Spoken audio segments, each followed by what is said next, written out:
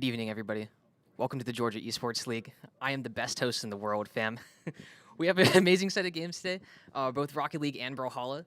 We're starting out with a KSU doubleheader. They're going up against UGA and Maroon Tiger. Then, in addition to that, we also have some Brawlhalla games. 3 matches today between we have Hydroxide and Crossfire, Agni and Bird, and then last but not least, Jared versus Saint. And I think that we have an interview for Jared afterwards. It is a great time to be alive. I'm so excited for today.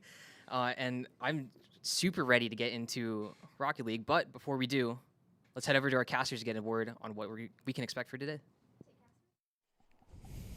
Thank you for that introduction.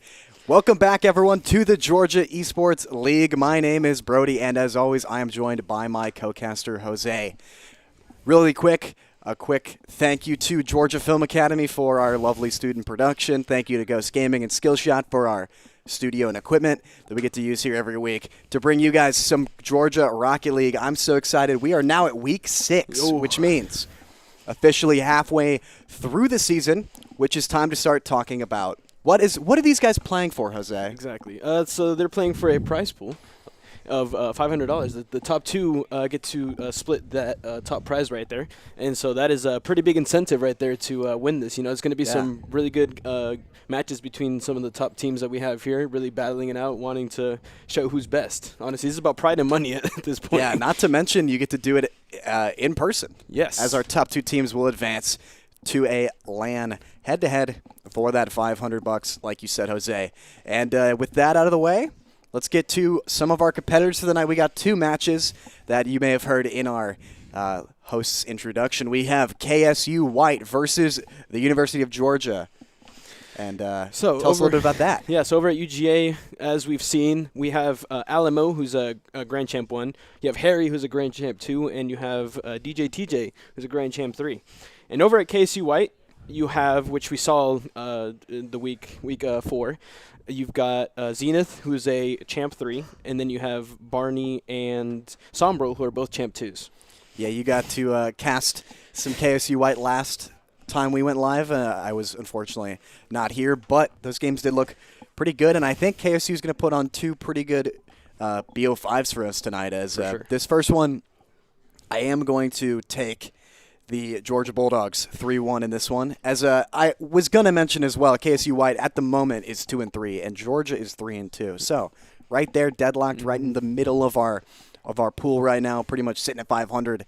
And these are going to be some really tough games for them, as these are some competitors that are beatable, but on paper just slightly have the edge. Yeah, and I'd have to agree with you. I think UGA will take this one 3-1. I do think that KSU White will to take at least one match because they did look really strong last time we were live against KSU A, and so I do think that they'll be able to at least pick up one dub versus UGA here, who on paper kind of don't look that even in terms of rankings, but I honestly, it comes down to who's going to come out and show out and who's going to feel the pressure. Yeah, what's nice is that we are in week 6, so we have at least a good amount of context for how the on paper does look. Exactly. For when we do play evenly matched teams. So quality of win is very important. And speaking of that, KSU in a little bit of a doubleheader tonight as they take on the 1-4 Maroon Tiger Gaming. So, yeah, as you know, I've already said the players for KCY, so we'll go into MTG, Maroon Tiger Gaming, who have Daph, who's a Grand Champ 3. Then you have Eclipse, who's a Champ 3. And then you have Kiwo, who's a Champ 2. Yeah, we've seen them a couple times. I believe we saw them actually in our week 1 against KSUA. So both of the teams that we have in that matchup, we've seen play KSUA, one of our top teams in the region. So it'll be very interesting to see these 2 more evenly matched teams yet again. I think both of our BO5s today could go really either way. They could. And like I said, we have a lot of context about quality of wins, and I don't really think MTG's losses are games that they really should be slated to lose. But for that reason, they got to win one of these close ones eventually. So I'm going to take MTG 3-2 over KSU White. I'm going to be the opposition here and give KSU White the win for this one. I think they're going to win 3-2. I think it's going to be a very, very interesting and very good BO5 here for this one. Yeah, it's kind of hard to call this one. Could go either way. Very evenly matched teams.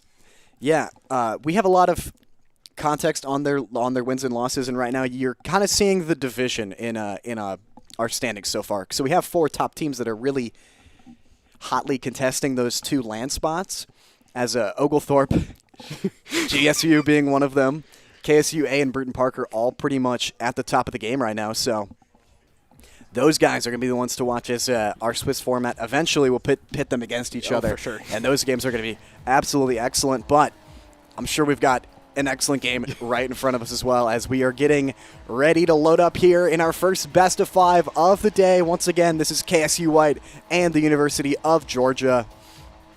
Champions Field looks like maybe GSU's got a couple different players than what we may have seen on the sheet, as Mo, Koopa Troop, and one other are the ones taking the field for UGA today. And right off the bat, Teej. That's going to be a goal for the University of Georgia, only 8 seconds into the game. That's a great ceiling shot, making 2 of the defenders miss. And Zenith, unfortunately, unable to pick that one out of the back of his net. So far, UGA right on top, starting to get some momentum on their side, taking the first goal of the match. Yeah. You can tell that UGA just right now off the bat wants it more, and it's going to be interesting to see what KSU White can try and pull off here, or if UGA is just going to keep dominating this match. You don't really want to, if you're the team that is not favored on paper, you don't really want to start off in this situation, just because now you're playing basically from behind, and Teej is going to score a second goal, basically dribbling through the entire KSU White defense. UGA coming out of the gates hot with 2 goals. Yeah, TJ is just dominating right now. That was a nice little maneuver that he did there with the ball, just getting around everyone and just being able to place it in nicely there. Yeah, and TJ, of course, the captain, definitely going to be the one to watch. Of course, if you guys have seen UGA play before, TJ, absolutely excellent player, and he's going to be the one putting in a lot of these goals for UGA today. And probably doing a lot of the assisting as well, if not scoring. Oh, yeah. We highlighted a couple weeks ago how Collegiate Rocket League has a lot of interesting situations where you might have a higher-ranked player, a couple higher-ranked players on the team, and you want to move a lot of your offense through those guys. For sure. And UGA doing that early. So we've only had a minute pass so far, and 2 goals already stacked in favor of Georgia, and they continue to keep the offensive pressure up. Looks like Koopa Troop is going to have a shot. Som, no boost on the back wall, is going to be able to get it away just for a second, but with all the low boost players on the KSU White side, I can't imagine the offensive pressure is ending anytime soon. Yeah, the UJ nicely able to hold the ball on KSU White's side the whole time, not really ever coming back to their side. And so they're probably just going to want to keep this up so that KSU White doesn't have any breathing room. Could be a beneficial demo, as it gave Zenith some space to pop it up over TJ. And now the KSU White offense trying to come in hot and get some pressure towards the UGA goal. A good pinch, but it falls middle to no one. Tough to read off of the 50-50. And now both players on the near post in a bit of an awkward spot. The touchdown from Zenith tries to find Soms. Instead, Zenith might have to clear this on his own. But that's a great 50-50 for Mo, and UGA is going to keep some pressure going here. Yeah, it's just amazing to see, UGA just being able to pressure KSU White, but KSU White is going to have to try and turn this around and give themselves some more breathing room and try and capitalize on some mistakes maybe. For a second, I was thinking that touch might be dangerous, but Mo, well done to turn and backtrack and clear that to the other corner. Now DJ in a good spot to try and clear this. Unfortunately for UGA, he's got absolutely no boost. So the KSU White offense could turn on the midfield and try and get some pressure here, but great bump to prevent the infield pass from Som. And now Barney looking for a pass middle, and Mo on these back corners just playing some great defense so far. For sure. The whole UGA team is just doing great defensively, not letting KSU White to really attack at all. They've basically kept it in their corners defensively. No real way for KSU White to shoot so far, and TJ is going to beat one going coast to coast, and an unfortunate error from Soms is going to leave TJ some room to get some bumps in, and now Koopa trying to go for the net. Tries to get the aerial bump there. Unfortunately, he could not find it. Now TJ's got a chance. Nice block there from Zenith. Very, very good defense. Yeah, they're starting to dig their heels in a little bit, but with only 2 minutes left, we need to start seeing some signs of life on the offensive end if KSU White wants a chance at game number 1, and that 50-50 is not quite what they needed on their own goal line. Essentially, Barney is just going to get pressured too quickly for Mo there, and that's going to be goal number 3. Yeah, it was great positioning there for Mo. Reading that very nicely, and just being able to come in and just have it hit off Barney and him just nicely place it into the goal there for 3-0 to UGA. Yeah, and that's what constant offensive pressure will award you is, a goal that you didn't really have to work all that hard for eventually when the boost gets that depleted. And now Mo, after scoring a goal, showing us some more defensive prowess from him. And these guys have been able to clear the ball so quickly whenever they have pressure in their area. I think they're finding each other really well so far in the defensive end. Yeah, their chemistry is very good right now. They got a lot of green links here. You can tell that they've played with each other for time now, and they know how to play. Rotations and stuff have been perfect from UGA so far. Yeah, absolutely. We're on to week 6. These guys have had a lot of weeks to get the chemistry going, and I think, it's interesting when we see a team like UGA in week 1 kind of find some struggles a little bit now in week 6 so far. Don't want to say anything. Obviously, it's the first game of the series, but they're clicking a lot better right now. And they are. KSU White needs to kind of just, firm this L for game 1 and kind of just regroup in game 2 and try and re-strategize and see how they can, get through this UGA defense and score some goals and take game 2 possibly. And TJ in front of net, just kind of playing with him right now, honestly. That's so crazy. He's just sitting in front of the ball taking 50-50 after 50-50. He could have probably scored there on the first one, but instead he's got to make it look a little bit cooler for us on the 4th goal. Only 30 seconds left. KSU White's going to take game 1 as a loss. Yeah. And that's unfortunate for them because the momentum, when you have these very evenly matched teams, the momentum out of the gates is very important. As we saw UGA basically scoring 2 goals in 30 seconds at the start of this game, it's so tough to play from behind when you're trying to figure out the other team like this. Yeah, no, in that previous goal right there, DJ TJ was just teasing him. He was playing with his food, and then finally just decided to slot it in. It's definitely a good sign for UGA. I know they had some early struggles this season, but right now it looks like they're kind of feeling themselves. No, for sure. They're going to rack up 5 goals in our game number 1. Yeah, that is very good from UGA there to get this kind of score, and they're feeling themselves right now. So hopefully in game 2 they don't let it go. Hopefully their ego doesn't inflate too much, because then that could bite them in the butt. For yeah, sure in game definitely 2. Don't want to let their guard down as the ball is going to hit the ground here. UGA takes our first game of the night in a very convincing fashion. No, for sure. 5-0 is very convincing there. As you can see, DJ TJ with 3 goals and 1 assist. Very key player for UGA. Oh, yeah. And honestly, for KSU White, they just really need to regroup and re-strategize and see what they can do better against UGA to, I guess, get through the defense, maybe do some more significant demos to make it easier for them to score on UGA side. Take what they did, not as good, and kind of just not try and do it that much in game 2 and try and take this game 2 from UGA. Yeah, they really kind of looked a bit asleep at the wheel in game number 1. I think they were just kind of going through the motions, trying to warm up, and you really need to get the jump on these teams that are beatable, but, you have a little bit of a disadvantage on paper. And, the rotation was just kind of like, okay, let's just rotate wide, rotate wide, rotate wide. Yeah. They weren't really finding each other defensively to get better clears. They weren't really finding, demos, like you said, to make it easier for themselves to clear the ball. So it could be a bit demoralizing going down 5-0, but in the middle of that game, their rotation looked very solid. They just need to do a little bit more unorthodox things to try and break that strong offensive pressure from UGA. For sure. And I feel like another thing they should do is control the boost more, because that's something that'll also hurt UGA and give KSU White an advantage in game 2 to be able to be more on top of UGA and score a lot more goals than UGA and take game 2. Yeah, you don't really need long offensive possessions to try and find goals, but when you're using all your boost to try and clear it, you're never really going to get anything close to on target. And so some of that boost control definitely needs to come in hand here, and that's just not what you want to see if your KSU White is an own goal at the very start of game 2. Yeah, DJ TJ there showing Barney trying to clear, but just didn't get the right angle, wasn't able to clear it out. Just ends up scoring an own goal, which is not something that you want.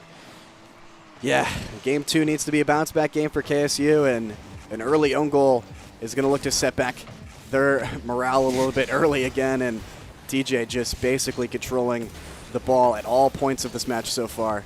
Just flying around trying to set up his teammates here as this one pops middle. Psalms is going to be the first one to get to it, but Mo, of course, lurking at that third man position. He's going to send it right back towards the KSU goal. And now TJ's probably, I was thinking he might go for a shot there, but instead he's going to pull another fake play. And Koopa's going to come in instead and try and pass this one middle for Mo, but a little wide. Yeah, TJ is just everywhere all at once. Yeah, he knows that. He's definitely very confident, and he knows that his team is at its best when he is able to beat defenders and set up these shooting lanes for his teammates. For sure. Or just take the ball himself and just pass everyone and just score. Absolutely. Trying to find a ground pinch there instead. Falls a little flat, but he's able to find the mid boost. And now we have most of UGA's players advanced right now with full boost. But a good rotation from KSU, able to clear this one. Bornau. TJ, though, what a weird take on that. Yeah. Yeah, very interesting defensive stop there from TJ, but hey, if it works, it works. That's what I mean, though. If you get stops like that, you know, it kind of throws off the very generic offensive rotation that we've kind of been seeing so far. And, you know, having a playmaker like TJ is always going to be tough for teams to figure out. As so far, he's just kind of been working through the midfield on both sides of the ball. Ooh. KSU White, you know, doing a little better in this game too. Actually, doing a lot better, if I would say so myself. They're definitely on UGA's half a lot more than in game one. Yeah, definitely the longest offensive possession they've had so far in this series. Unfortunately, it does not lead to that game-tying goal, but they got a lot of momentum moving forward now. Here is Psalms trying to go for maybe a little bit of a pinch off the sidewall. Instead, it's going to roll basically right to TJ, and now UGA's got full possession moving forward. Mo unable to find that great pass from TJ. And there's an open net, but Koopa Troop is going to track back in time to get the demo. The shot just not able to find the net, and Mo's going to clear another one. DJ trying to find the double tap that takes a bit of an unorthodox bounce off the back wall. He's not able to quite find it, but gave his teammates a lot of time to regroup and grab boost. Yeah, like I said, I haven't really seen KSU White really do demos that much, and I feel like they really need to capitalize on those, especially on, you know, the UGA's half, so they can score this tying goal and maybe even try and get the win here in this game too. Yeah, I mean, the only error so far has been right off of kickoff, and since then they've honestly looked really, really sharp so far, and this redirect could come in handy. Instead, Zenith not quite able to track it down on the goal line, and Mo is going to rack up another save to his ever-growing total so far in this game. But that's a good pass up from Sam. The shot just a little shallow, and unfortunately rolling up the back wall is not going to be conducive towards the goal, and nobody's back. Koopa Troopa realizes that the rotation is not there for KSU White, and he's going to bang in the second goal of this game. Right before this goal was going to happen, I was going to say that KSU White is definitely doing better with their rotations. Just that in that instance right there, it just wasn't it wasn't there for them. It's just looking, they are rotating so wide, and it's leaving the playmakers on UJ just so much room to take advantage. Because they're playing the boost quite well. So whenever there is an opening, UGA has definitely been very capable of taking it. As 2-0 reads the score so far, only a minute 15 remains, and KSU White needs to show some signs of life in this series in the next minute and a half. Yeah, they need to at least tie this up so they can take it to OT and try and take this game too. Right now, though, the ball is still stuck in their half. This is promising. Only one defender back, and it's DJ. And a great squishy save from DJ TJ, but unfortunately for UGA, Mo maybe rotating a bit too directly at the net, and he's going to own goal that one. Maybe also coming a little too fast at the ball because he probably wasn't expecting that to happen, and he kind of just touched his car and went in. Yeah, that's the tough thing, is those direct 50-50s oftentimes will drop, pretty much straight where the ball is being contested at, and that's just a tough feeling of letting it up an own goal. And let's see if KSU White can convert a bit of a lucky stroke for them into a overtime chance in game number 2. Instead, right now the ball's still in their half, and both players are going to backflip in front of net, and TJ is just going to be able to kind of float this one into the net for the third goal of the match. Yeah, there's some Zenith and Barney there just crashing into each other. It's very unfortunate. This is a very unfortunate thing to happen, and just allow TJ to just score their UGA's third goal here. Yeah, just the awkward part of the rotation. If you got multiple players in front of net and they both contest the ball, oftentimes you might run into each other if you come from opposite sides, and that's what happened there for the third goal for UGA. And right now, at this point in the series, I don't have all that much faith in KSU White to be able to pull a bit of a reverse sweep here. So there's the fourth goal. TJ, second hat trick in a row. You know he wants them. 100%. And he's just a goal hungry. You can tell this guy's just wanting to score all the goals in the matches. I mean, hey, it's a tiebreaker in the way we keep track of our leaderboard. So, you know, goal differential important. If you have an open net, take it. For sure. Very, very, very true. As that's going to be the end of our second game here in our first best of 5. KSU White going to go down 0-2 in this one. Better score than the first one. Yeah, They at least scored, and they didn't get scored. You know, they didn't get five goals scored on them. It was only 4 this time. Scoreline is marginally better. Yeah. Unfortunately, though, I feel like there's nothing really too convincing going on right now from KSU that makes me think that this series is within reach for them. They just need to get their rotations better, man. I feel like they're just rotating too wide. They need to narrow it up more because they're just leaving opportunities like that for UGA to score. If they just tighten up their rotations and take advantage more of boosts, they would definitely be more on top of UGA and be able to take a game. Yeah, I mean, they had a lot more time in UGA's half in that game than they did in Game 1, but nothing that was happening offensively was really conducive to scoring. I think a lot of just like clear the ball, hit it hard into the back of into the sidewall. There's no infield passing going on. Right. There's no demos going on. There's nothing that is going to be able to break this UGA rotation to try and score goals. Their one goal came off of a good defensive breakaway, but it still was an own goal. Yeah, for sure. It's going to be interesting to see what KSU White maybe tries and changes in this Game 3. And hopefully they can take it so we can have a Game 4 and make this a very interesting series. Well, sometimes when your back's against the wall, you can definitely justify going for a lot more innovative and maybe unconventional offense, and that's definitely what they're going to be needing here if they're going to break the strong defense of UGA that they've shown so far, as they're trying to find their third kickoff goal in a row right at the start of this game. And I kind of thought they had a really good chance, but, the ball's not even quite clear yet. Now it is. Barney and Koopa in a one-on-one towards net, and this one's just going to go right on by. Mo with a nice clearance there. Once again, offensively, they just kind of find themselves in the corner time and time again, and it's just the one spot you do not want to be. Definitely not. Right now, though, good defensive plays, and I think you saw an attempt at a bump there forward, and Som's trying to find the dunk there on the clear coming out of the side of the net. But now, ball's popped up towards midfield, and UGA is kind of scrambling on the rotate. If TJ was able to beat him, I think things could have got a little sketchy there if he wasn't quite able to get past the first defender. But now this one popping out to Koopa. Nice clearance from Zenith there. Yeah, he's going to meet him right in front of net here. Koopa tries to flip. Unfortunately, he's very low on boost, so the center does not come as quick as it would have. And Mo trying to find the edge of the goal there, and instead we just have some more boost control offense from UGA that they've done so well. Yeah, no, but KSU's definitely seems like they're doing better right now because this is, I think, the longest that we've gone without a goal in this series so far. Yeah, you see a great example there. Whenever they actually do break the rotation, they do not quite prioritize possession. Like once again there. Yeah, no, true. Just basically feeding UGA the ball every time they try and clear it out of their half. For sure. But this is also a product of the boost control so far. But there's a good pass from Zenith to find his teammate. Now they have a little bit of an offensive rotation going. Someone might be able to find TJ there. Instead, it's going to roll center. Soms goes a little high. But Koopa reads the impending next shot, and now the ball is pretty much cleared. Koopa's going to pop it over Zenith and try and find TJ in the center. Great save for Barney to keep things level.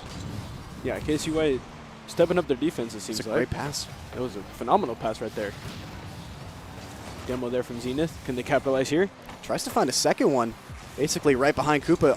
Unfortunately, that demo would have been quite huge if he was to find it now. Both players of KSU White kind of scrambling. Barney trying to get a second one on here to get the pressure away from net. Nice slip there. Yeah, he barely saves his own life by flipping it out of trouble there. Koopa, though, on this side, he's going to instead go off the corner. Unfortunately, he's got no boost to get out of the way. That pass, not quite what he may have wanted. Psalms is going to miss this one off the back wall, trying to leave space for TJ. It's a great pass back center. Barney, though, some great saves so far in this game to keep KSU White alive. Both teams have, KSU White has stepped it up defensively, and both of them are doing a phenomenal job defensively. In this Game 3 right now, as we're 2 minutes left with still no goals. Yeah, definitely our most evenly contested game so far, but TJ did his best to try and break the deadlock, but not able to beat all 3 defenders, but the ball is still in a dangerous spot, and there's Koopa Troopa right on cue. Yep. TJ basically taking on all of KSU alone, but what happens when all 3 players are past the ball? Well, Psalms Usually haven't there, done that. unfortunately, was trying to save it, but just couldn't get there. Misjudged it. Just couldn't get there to the save, and yeah, it was a goal for Koopa Troopa there. Yeah, he was in quite an awkward position to try and defend a really well-placed shot. And now KSU White on the back foot yet again, needs to find a goal to keep their series alive. And, you know, we can even talk about the bigger picture here is they have a doubleheader tonight. They do. They have So- MTG next after this. We need to see some life out of them if they are going to, hotly contest even that MTG series, because they're no slouch. They're not. No, definitely not. Despite how they're looking on paper, they're not. Yeah, 1-4 does not tell the whole story when it comes to Maroon Tiger Gaming, but Especially with the players that they have on their team. yeah, right now 3-0 looks like it might be the story here, though, as another shot's going to come in for Koopa. I thought he had that angle, but Of TJ course. sure does. Yep, TJ just always there. That's a perfect example of just how TJ is just everywhere all the time. Whether it's defensively, offensively, he's just always there to always make sure that he can score, no matter what angle it is. And there's another example. KSU on their own goal line just feels like they're not quite communicating. I mean, Barney had no boost there and was definitely not going to do a real great job of clearing that. And it looked like Zenith just in net didn't really have anything Yeah, definitely not. in the tank to try and save that one. And now I thought we might see, when the goals start like flooding, they do not stop for UGA. So They don't. They just keep coming. They flow like a river. he beats one on the dribble. His teammate is up. Mo's able to find that one first, though, as UGA's defense continues to look incredibly strong. For sure. The whole tactics in playing today, offensively and defensively, have just been super strong, unstoppable. Even. It feels like they just came out to play really solid and play, their game, and they've taken advantage of pretty much every misplay from KSU and turned it either into a really nice clear or a goal. For sure. And they're showing these other teams that they're not here to play. Well, they're here to play, but not here to play. If you get my vibe. I get what you're saying, and it looks like UGA has this absolutely all wrapped up as a 3-0. We see a lot of 3-0s in our first games. We do. Even if the teams are closely matched or not, it feels like our first game of the day, our little warm-up game, is always, kind of going in one direction. And UGA, no exception to that rule today, as they take down KSU White 3-0 in our first best of 5. Yep. Well, our prediction was close. Yeah, It wasn't correct, but it was pretty close nonetheless. we got the right team. Yeah, we got the right That's all team. that matters. Yeah, I know for sure. The next one is going to be where it's going to be interesting, though. Yeah, and we can really even talk at lengths more about the game plan for KSU, because they need a mental reset if they want to come out of the day even. Because this next team that they have is if you look at the ranks, a little bit even better than UGA's. Yeah. They have all grand champs, so It's honestly, it's a very similar team. well, two grand champs if you want to call it, and a champ 2. I feel like you can mirror a lot of what UGA does with TJ to what MTG does with DAF. DAF, yes, for sure. They both. Because they're both the same rank, if I'm not mistaken. Yeah, they're around both it, grand and- champ 3s. So We got to see a lot of those guys in preseason. we did, and they were because they were nice enough to loan us some time and help Yep, us out with they were. our production, and we kind of saw that they like to play the midfield a lot. They like to try and set up plays. They're the playmakers for their teams. they're the anchors for their teams. They're there defensively and offensively for their team, whether it's scoring or assisting, and defensively just saving the most ridiculous shots in Rocket League. Like, they're both very impressive players for their teams. So, but like you said, a little bit better on the ranks of MTG. I feel like we both were saying before that we kind of feel like the other players around DAF play a little bit higher than their rank on paper. I think Cold Eclipse has been really, really solid in the games that we've seen. I know their rank or their record doesn't really reflect that, but he's listed as a C3. But I mean, he's an incredibly solid player for them. For sure, yeah. And they're going to be our next team up. MTG will be taking on the KSU White team we just saw. And for KSU White, the game plan is regroup and have a short-term memory because they're going to need a bit of a mental reset to take on a strong team in MTG.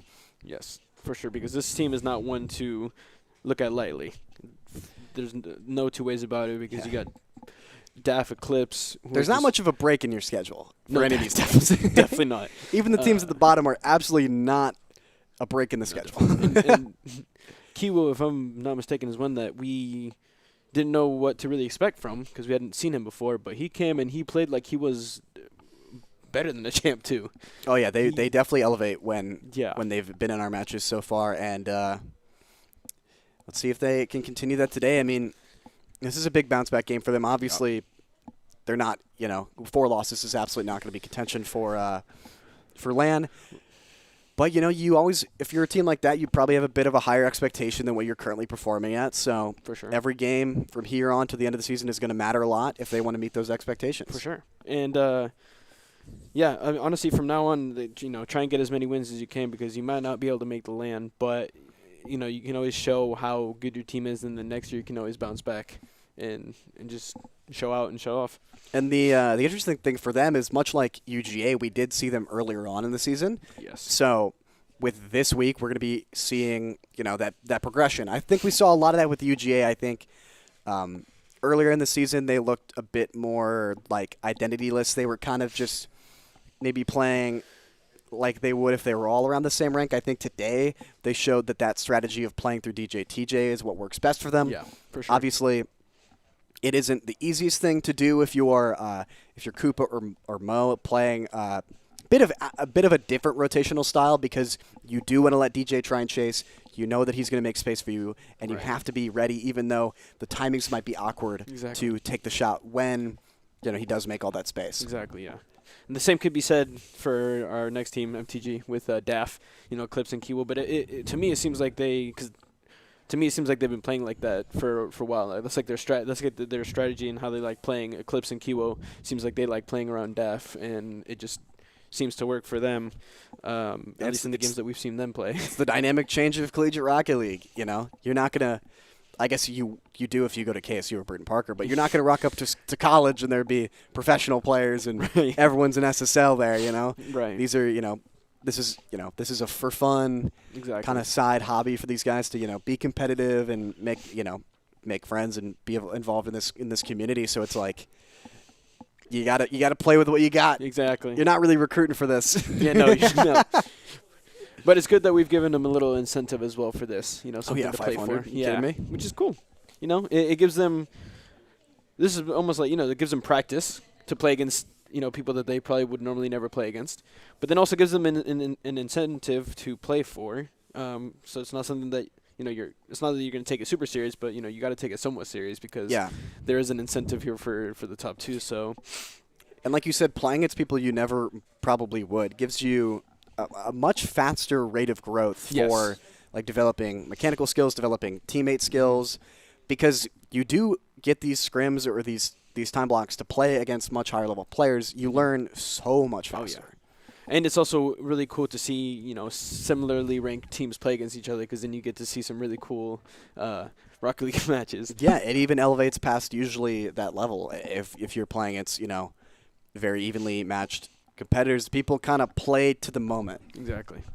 And you were I definitely agree with what you said about not so evenly ranked teams playing against each other. It gives the team who isn't as high ranked as the other team learning experiences. How can we play better to get to that same level, and rank up and become better so that when we do in the future play other tournaments, we can show up and show out. I do always preach when, I'll have friends or whatever be like, how do you get better at the game? How do you get better at this game, whether it be Rocket League or anything else?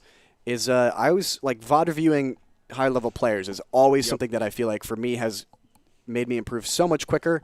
And when you actually get to play against higher level players, I mean, that's even a bigger bonus because you get to see what makes them successful. Exactly. And here we go, right into our second BO5 as Sam has a very early attempt to send KSU's momentum in the other direction because we're going to need to see if they have mentally reset in time to play MTG. Of course, Eclipse, Kiwo, and Daf. Oh, Kiwo almost getting it there. Yeah, an early shot from both teams. Yep. Just narrowly missing. It's a bit of an awkward spot for Daf. He's able to mirror him quite well, but Zenith is going to beat him to the up top angle. Unfortunately, it pinches just a little bit too far, but the three-man rotation was almost strong enough to send that one in. And now the pressure is not stopping. Barney's going to pre-jump that one, maybe thinking that Eclipse was going to fly out of the net quicker than he could have prepared for. And Daf, though, trying to beat a couple. Unfortunately, that kind of fizzles out as they get stuck in the corner and Eclipse gets demoed. Yeah, KSUY did not come to play this time around. They're definitely coming out better than they did against UGA. Yeah, they look alive right now. They want this, yeah. So there's the beat from Soms. He's going to beat two. Not quite the goal angle. A good demo from Daf on the track back, but now he's in a bit of an awkward spot. Luckily for him, Kiwo on that back post is going to slide in and make a save across the goal line. The offense from KSU right now looking great, but another bit of a misplay from Barney is going to lead to MTG headed the other way. But they're look at this. They're jumping rotation a lot better than they were against UGA, and they might have been rewarded for it just there. It was just barely saved from Eclipse. Yeah, they're definitely rotating a lot better in this game, and it shows because they've had the ball on MTG side a lot longer than it's been on theirs. Yeah, I like this. They're not going to let MTG play their game. They're going to be up in their face the whole time and start the pressure early and often. Not letting them really breathe that much either, just always trying to attack. Yeah, and that's the way to do it when you have a guy like Daf or like in the earlier game, a guy like DJ. The more space you give them, the more damage they're going to be able to do. For sure. So just sending one player early to try and stop any dribble play or aerial dribble play that they can make is definitely the way to go about it, as so far the pressure's been in their favor. It's just going to be, like we kind of saw against UGA, the struggle to find a goal. Yeah, the defense from MTG is looking very similar to UGA's defense right now. They've kind of mirrored each other in a sense. Yeah, I mean it's just the strong rotation because right now KSU hasn't quite been able to find each other in field to make the goal a little bit easier on them instead of wearing MTG down like they kind of have been so far, but to no avail. Kiwo is gonna get to that one a lot quicker, and he's still around. He's gonna knock it off the top of Zenith's car, and it's gonna be cleared though. So great defense from KSU White. Let's see if they can turn this into a little bit of offense. That ball's gonna pop middle. Just a little bit too quick for Sam. Yeah, they're KSU is able to get the ball in MTG side a lot, and it doesn't seem like they're able to capitalize because MTG's defense is just too strong. As we just see Sam score. As you say that, we're gonna see the first goal for KSU White in this series. They're gonna take a 1-0 lead in a game that they have looked very really, strong. really solid in so very far. Solid. And that statement of mine just came to bite me in the butt. Hey, it's okay. It's not a cast or curse. It's a skill issue. Fair. Okay? Fair enough. I'll take it. As MTG now going to be the one playing on the back foot. KSU White pretty much the entire time in that UGA series was playing from behind. So now they get to see what life is like on the other side as they continue their pretty much relentless pressure. But now Eclipse with pretty much zero boost is going to get beat on that 50-50 by Barney. And Daf is going to carry this one over the middle. A bit of a dangerous spot, but that flick into the ball gives it quite a bit of momentum. Daf is doing everything he can on the back wall to try and relieve some of the pressure for his teammates. Oh. But this one's going to float middle. Unfortunately, Barney not quite able to get on the end of that one. And a great 50-50 from Daf is going to send this one on target. Nobody's back in time, and that's going to be the tying goal from Daf. Just playing really, really smart defensively, continuing to jump these rotations when it looks like his team needs help, and eventually it's going to lead to a goal. Yeah. Very smart there from Daf, defensively, just hitting that rebound off of one of the KSU White's players, and just, no one was back, unfortunately. So it's a goal here, tying it with a minute left. Yeah, now we have 1 minute remaining. Can KSU continue their momentum forward, or is MTG's counterattack going to be what leads them to the game one in our series here. It looks like the counterattack is on. Eclipse bangs this one off the corner, but no one is quite middle for that. I don't think they expected the miss to come through. But both players in the midfield is going to lead to some more MTG offense. Yeah, MTG said, okay, you guys wanted to score, we're going to step it up now. Yeah, Just flip a switch all of a sudden. That ball floated really nicely for a It shot, did. but great save from Zenith, and now he's got momentum towards the net. It's going to be Eclipse barely dragging it my out of the God. net. That aerial dribble looking really solid from Zenith. Unfortunately, though, the counterattack for goodness. MTG is on, and Sam makes a great play to stop the last shot coming through from Kiwo, but Eclipse is sticking around. Man, those attacks from both sides has just been so close. It's been a very interesting game one so far. Oh, yeah, we are so evenly matched so far. It feels like that we might have to go to OT. OT. Our first overtime of the day Yep. is we are drawn up 1-1. KSU White versus MTG. So far, KSU White looking like they like their position where they just are able to keep a lot of offensive pressure. This could be a good pass to Zenith. Unfortunately, not quite reading it. And the ball's going to go the other way. Daff is going to be pesky in this corner. Kiwo trying to pre-jump a little early, but Eclipse is there for the shot, and that one's a banger. What a goal from Eclipse. Oh, wow. A crossbar. A little crossbar finish there Yeah, from Daff Eclipse. doing what we highlighted in an early game, making a lot of space for his teammates, and you got to be ready when your name is called, and Eclipse, ever ready, bangs that one off the crossbar for MTG's first game of the series. Yeah, like we said, Daff, a very similar player to DJ TJ in terms of, being there, always being there defensively and offensively. What an aerial assist there from Daff to Eclipse, and just what a goal, man, off the crossbar. That's what I mean. These MTG guys always feel like they play up to the moment. Oh, yeah. Whatever rank on paper they are, they always play to the moment. Eclipse, they're making some incredibly crucial saves. And he's going to be rewarded for all that work defensively by getting to score an absolute banger to win it in OT. With a banger assist from Daff. Yeah, absolutely.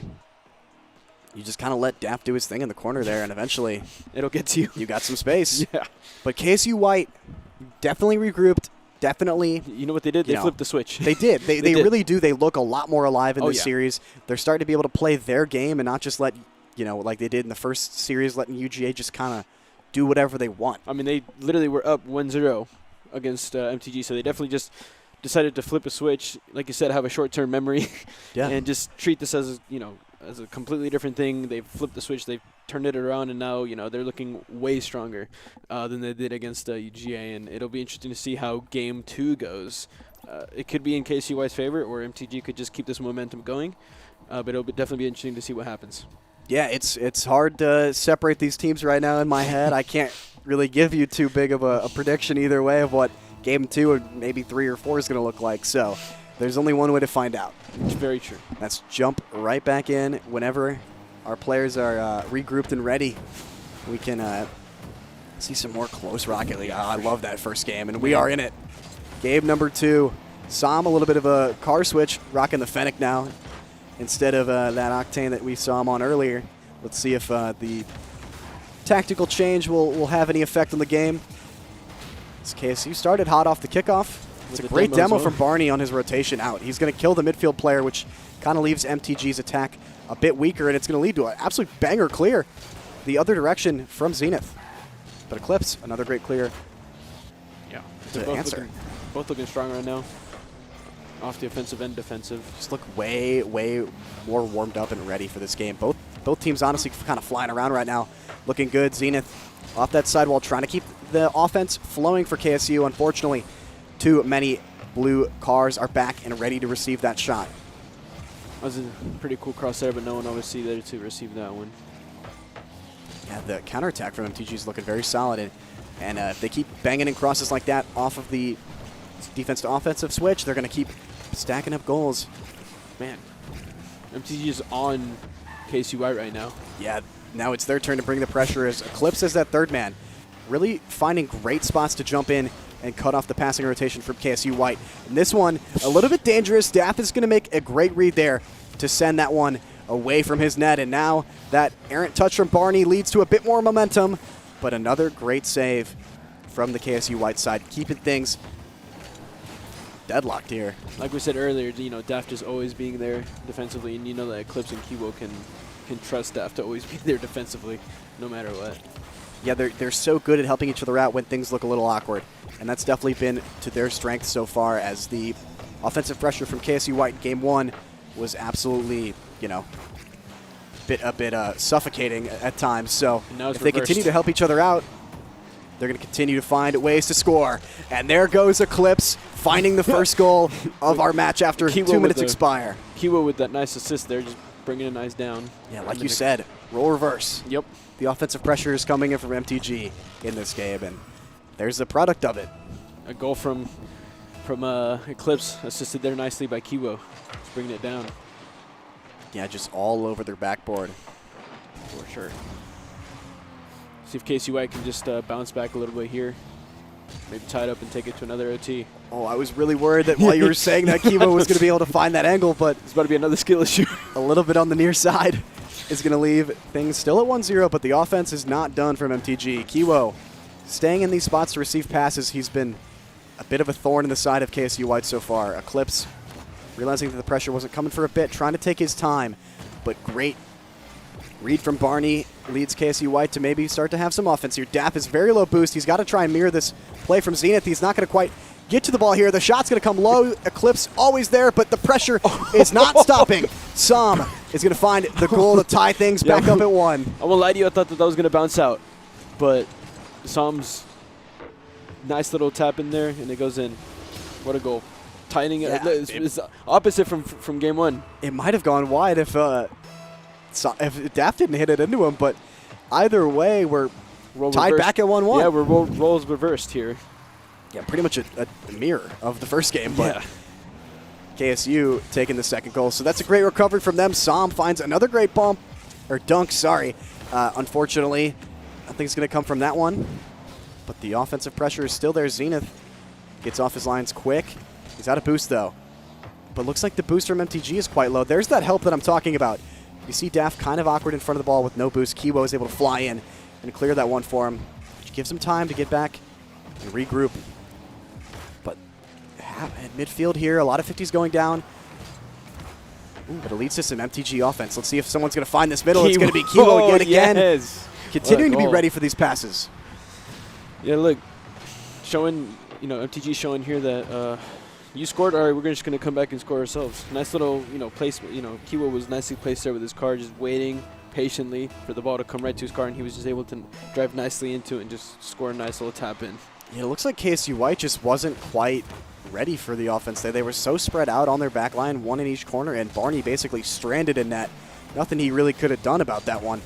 But now it's on them yet again to find the equalizer like they were able to earlier in the game if they want to bring another game to OT. Keep And this series close. possibly give them a game in their favor. Yeah, things staying incredibly close. Like we were saying, that's a great bump from Daff, though.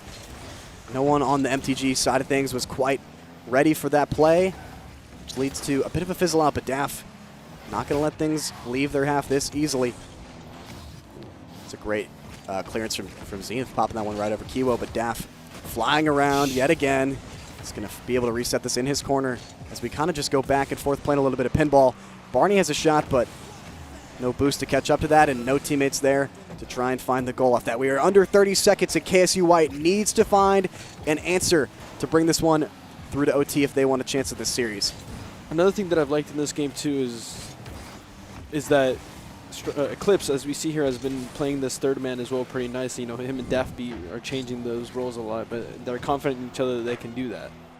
Yeah, it's what gives Daff space to do what he wants offensively, is he knows Eclipse is roaming that midfield, getting ready to pump any of these shots in, and they all dive within that with 0 seconds because they know as soon as that ball hits the ground, they're going to go up 2-0 in this series, and Maroon Tiger Gaming. There's almost a third goal there from MTG, but it just Yeah. bounced off of the post and hit the ground. And yes, it's 2-0 to MTG right now in the series. If you're KSU White, what is it that you need to do? Well, you need to, basically lean on what made that game one so positive for you. Offensively, you were rotating a lot tighter, and you were able to keep basically Daff kind of just stuck in defense mode. The more offensively that Daff can do and make space for his teammates, the harder it is going to be for you guys to regroup, get boost, find space, and find each other on the passes, because really infield, passing-wise, they're there's pretty much nothing to talk about with KSU. No, for sure. Yeah, this game too, they kind of looked a little bit more like the playstyle wise was more of like how they played against UGA. You know, Yeah. being a little too wide with the rotations, not taking advantage of the boosts. You know, and in game one they looked really good. They played, like you said, the rotations were a lot tighter. They took advantage of the boosts a little better. Like you said, they had Daff really on the defensive the whole time, and if you allow him time more offensively, then it's just going to be harder for you to be able to score more and give yourself a game. And so I think they just need to bring everything they did in game one into this game three to possibly take a game and keep them alive in the series. Yeah, the mindset about playing a wide rotation is giving you more space to make plays on the ball, but when the passing isn't quite working, sorry, mind my confusion. We seems like we have a mid-game sub for KSU White. Oh, Bud. As Bud is in the game instead of Barney. Yes. Oh. And that might find the net in. Oh, no, it's going to find the corner. And Daff didn't quite read it off of that corner right, so. Neither did Zenith because he didn't get the rebound either. It seems Definitely- like no one read it Yeah, right. definitely a tricky bounce there. As instead, Zenith gets another demo. yeah, KSU is going to get away with one there. As now they have a bit of offense running. Bud's going to pre-jump this, trying to find a bit of a dunk off the clear. Instead, though, Daff, ever the quickest player on the field, clears this one and gives his boys a bit of breathing room. Yeah. It's a good pop from Cliffs there. Yeah. Well, we'll see what this sub Bud can do. Be interesting to see. Yeah, let's see if it's the spark plug they need offensively to try and get things going against MTG. Eclipse there, third man, making a great play on the ball, cutting off the rotation for passing, and MTG is now going to look to continue this offense. Daff looking for a second, can't quite get back to it. Instead, great defense in the midfield from Bud to win that 50. That's a great pass. They're going to go back and forth here. Bud trying to rip a shot. This one too far in the near post, but both players are going to go for that, which leaves quite a bit of a gap in the center. Some, though, not able to get it past Kiwo. What a save there from Kiwo. Never doubted that guy. Yeah, no, absolutely. His team needs him most there. No one's back but him, and he's able to pull out a great save. So he's going to beat Bud here. Som, though, great 50 to keep things in the KSU side. He tries to jump the route early, but Daff too quick. What a pass. Unfortunately, though, he's moving so fast on that clearance that no one is quite ready. But that demo is going to end up being a positive for MTG as Daff spawns on the back post and bangs that one clear. Now he's got a chance on net. Zenith, great play, though, to keep things alive for KSU. We're still deadlocked after 2 minutes. Yeah, seeming like Bud is more of their third man, kind of like their Daff in a sense, and it's looking like it's working for them right now so far. As they haven't been scored on yet, and there's 2 minutes 44 left in this match. They've had great chances on net, just so far, nothing to show for it. Both teams, of course, have had great chances on net. But I'm more talking about KSU because now they might need. There's no way they're going to get away with another one. MTG in front of net just can't figure it out right now. They've had pretty much 2 chances where they absolutely should have goals not go their way. And if you're KSU White, this is the opening you need to bring yourselves back into the series. But the offensive pressure is still there. The demos try to come through, but no goal yet for MTG. Pass goes mid. Eclipse gets one touch. Kiwo's up now. The defensive rotation is kind of locked in right now from KSU, preventing basically, and the ball in front of net yet again. Yeah, and a bit of an awkward scenario for KSU White as no one is able to get their wheels on the ground and save this one. Man, before this goal here, if you were MTG, you were like, man, why is nothing going in our favor right now? And now you're probably saying that's the one that goes in? Yeah, exactly. Of all the ones that we've hit, that's the one that goes in. One that just slowly creeps into the goal.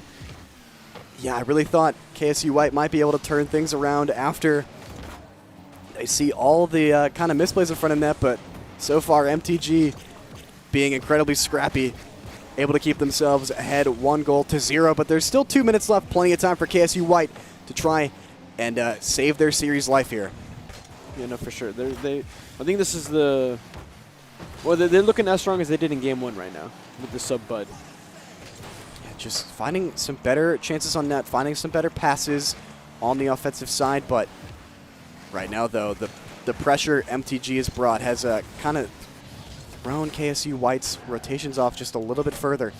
Daff, though, every time a ball is hit on his backboard, he is there to get rid of it. No, yeah, and he gets it all the way from his side to the opponent's side with an aerial, and this is very impressive with the control and precision that Daf has. Yeah, he's just so confident right now to jump for absolutely everything. That's a good touch from Zenith. Is anyone back for that? Wow. No. Kiwo just a little bit underneath it, and Zenith will tie things up for KSU White.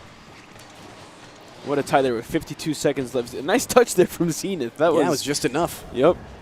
Kiwo, unfortunately, not in the right position, wasn't able to get there defensively, and That we got ourselves aerial- a game. Yeah, we do. 1-1 with only 52 seconds left. It looked like Kiwo just not enough boost there. Yep. And MTG doing a great job with pressure off kickoffs, because every time I feel like that the kickoff happens, they are the first on offense. But KSU White's been doing a pretty good job of getting rid of that early pressure. But let's see if they can convert it and keep the momentum going. This Bud guy has been showing up and showing out right now. Really awkward situation there is no one from MTG was quite pushing forward to make a stop there, but the shot not quite on target, and instead looks like they can clear things and try and work from there. Daff in an awkward spot, but that's a great touch. Som's going to knock it down, though. Kiwo not going to be the first one to get to it, but Eclipse is in the air, and he might have a shot barreling towards net, and that's a great pass to set up Daff. Goal. Yeah, that was very nicely assisted there from Eclipse. Just off the crossbar, and then Daff just coming in. Nice tap in there. He is so good at realizing when it's his turn Yep. to spark the offense from that third man position. That's a great pass. Daff always staying in that area right in Yep. front of net, able to find that goal. And with only 8 seconds left, that might have been the nail in the coffin for KSU White. Took the words right out of my mouth. I was just going to say the same exact thing. Yeah, and there we go. MTG is going to take 3-0 over KSU White. KSU White not able to find a game in our 2 series today, unfortunately for them. But they looked quite a lot better in this series versus MTG. They did. And unfortunate for KSU White, but, they like you said, they definitely played a lot better in this best of 5 against MTG versus, how they played against UGA. And it was really, really fun to see KSU White in this game against MTG because they really, came out and played to the best of their ability.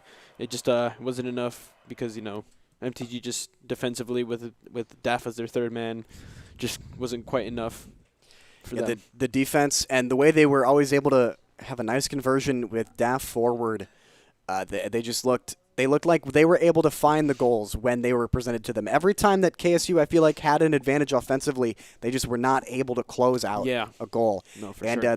Luckily, though, they looked really good around the field. They did. It's just that one aspect of the game that probably needs a bit of improvement from KSU White. Moving forward, and MTG moving forward can now start to stack up some wins. Yep. And get to where they as a team probably should be in our rankings. Yeah, for sure. Probably not quite the season they've wanted so far. Hopefully this can be a step in the right direction for those guys. And soon we will be moving forward to Brawlhalla. Yes, where we have 3 matches, Yeah. as our host in the intro mentioned. And so that's going to be us for Rocket League today. My name is Brody. This is Jose. Thank you guys for watching. We're going to throw it back to our host to get you guys into some Brawlhalla. Cutie pies. I'm back. It's a great day. We just watched some amazing games of Rocket League, 2 3-0 series between MTG and UGA versus KSU White, respectively. Now we get to go into Brawlhalla. So up first, we have Hydroxide and Crossfire. I'm super excited. And you know what? Stay tuned. We'll be right back. Actually, you know what? Come with me.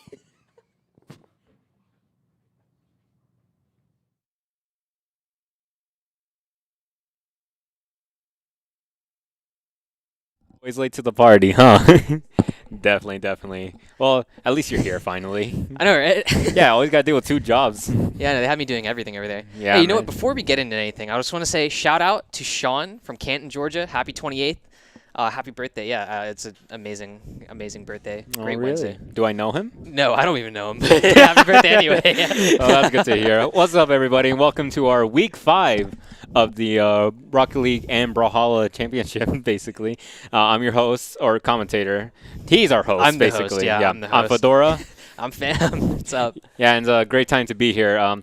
Before we get to Brawlhalla, I gotta say, very close for KSU, almost taking that last Rocket League game. Yeah, it did. It came down kind of the wire a little bit, but I think MTG scored out in the end. Very close. Yeah, they had like 10 seconds, and they just immediately got the last goal. Like, I've seen that happen so many times in just real-life soccer games, and like when you always see that, it's like hurts, but at the same time, it's like you knew there was a good competition going on between the two. Yeah, and I think that's like the best part about it, right? Like the league is so competitive that like you get to see all this back and forth action, and I think that's like the best part about the Georgia Esports League. You know, great highlight for collegiate esports, and especially for Rocket League. So yeah, I'm pretty happy.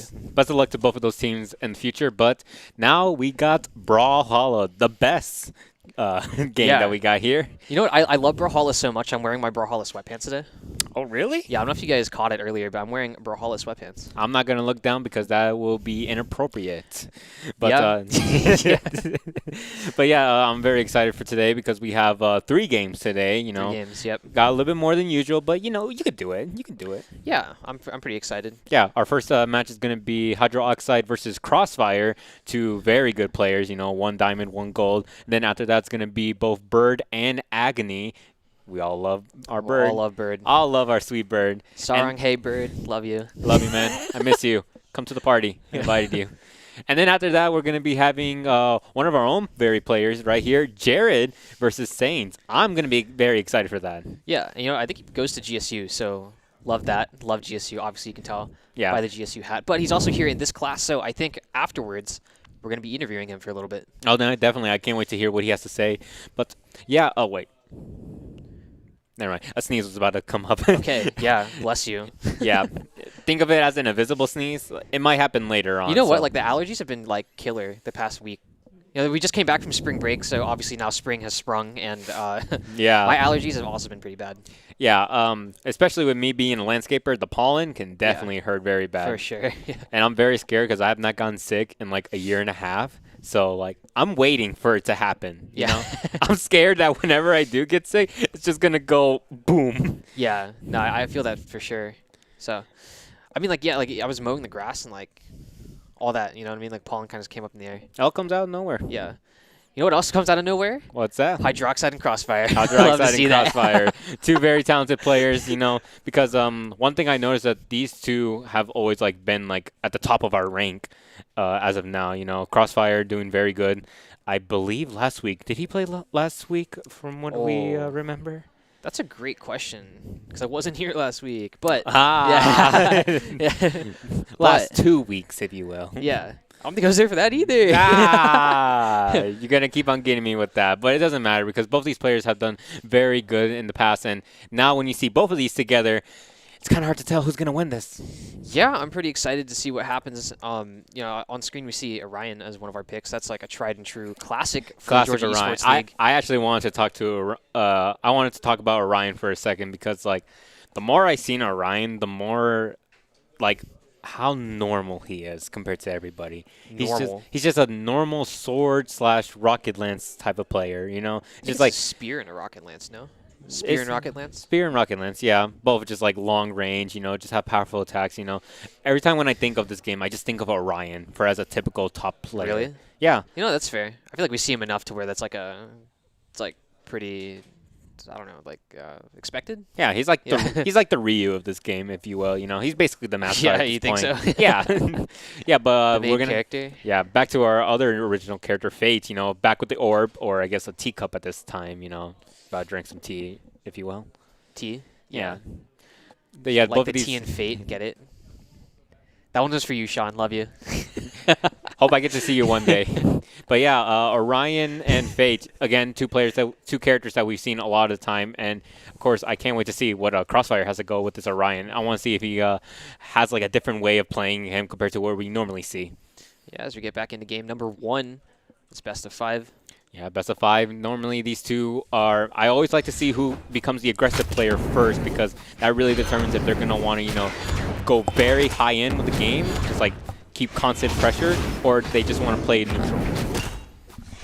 As you can see here, great aggression coming out from Crossfire.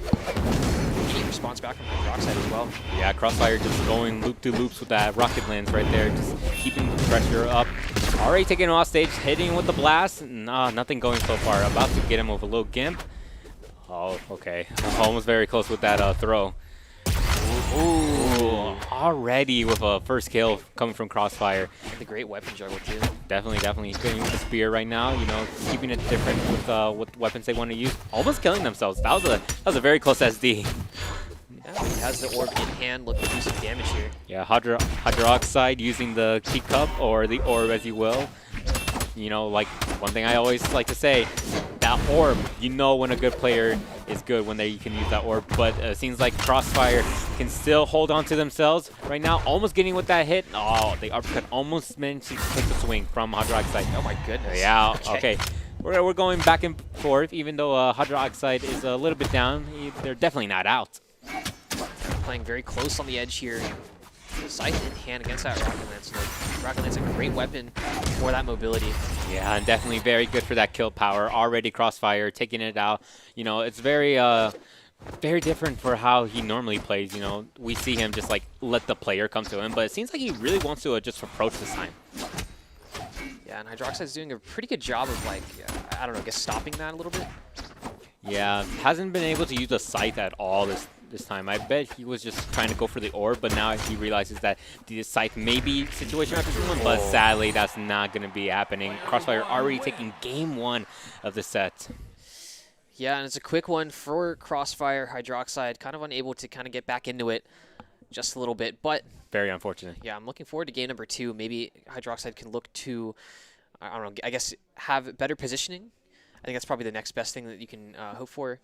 Yeah, one thing I know is from both of these players that they like to keep their own character the same. You know, they don't really like swapping characters like other players like Bird.